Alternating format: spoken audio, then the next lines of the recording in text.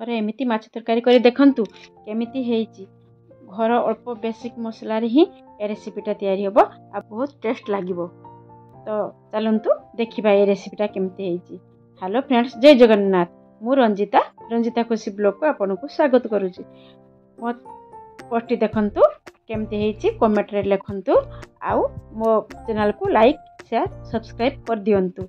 जदि मो चैनल के नुआ अछि ताहले सब्सक्राइब करके बेल आइकन टा बजाई देबे। ए रेसिपीटी गरम भात सहित खाइबा पई बहुत भल लागे। आपन चाहिले रुटी रे भी खाइ परिबे। सेत पई कोन करना मुना 500 ग्राम रुही माछ नेइची तो ता सहित लूण हळदी लंका देकी भल से मैरिनेट करके रखि देइची। तो तापर कोन करनी मसाला पई गोटे चामच सोरिष, गोटे चामच पोस्त, हाफ चामच जीरा, सुखला लंका 2टी, 8-10 टी रसुण को भल से ग्राइंड करनबा। तापर एपटे कोन करबा सुरसो तेल रे माछ फ्राई करबे। सुरसो तेल गरम हे गेला परे माछ देखंतु मु पके देली। माछ गुडा के भल से फ्राई करबा। तो कोन करबा ना भल से मतलब पूरा फ्राई होबनी, सेलो फ्राई करबा। एपटे सेपटे भल कि भाजी नबा। पूरा सुखा फ्राई कर देने ए माछ रे भल लागिबनी। टिके कम भाजा माछ रे बहुत भल लागिबो। देखंतु हमर माछ जाको सब भाजी गलानी। एबे कोन करबा ताको हमें काढ़ी नबा। काढ़ी कोन करे आ गुटे कढ़ाई बसेबा। सुरसो तेल रे ही रेसिपीटा भल लागिबो।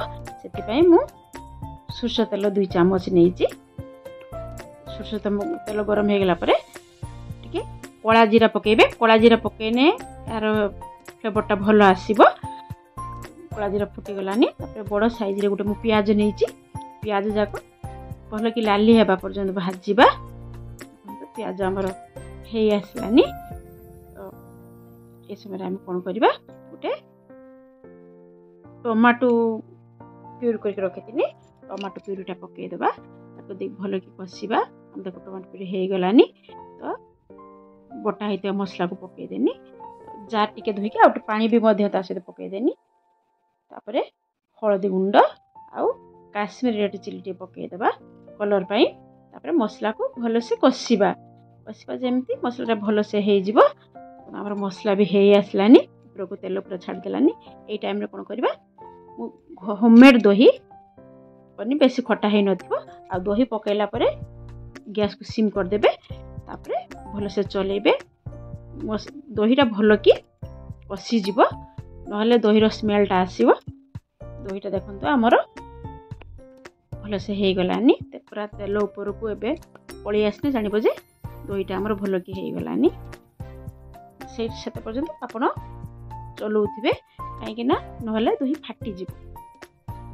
हमर देखंतु हे हमर मसला बे हे गलानी।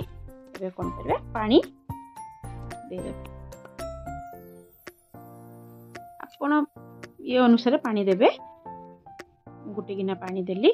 देखंतु पानी भल से फुटी गला परे कोन करनी स्वाद अनुसार लूण टी पके देनी।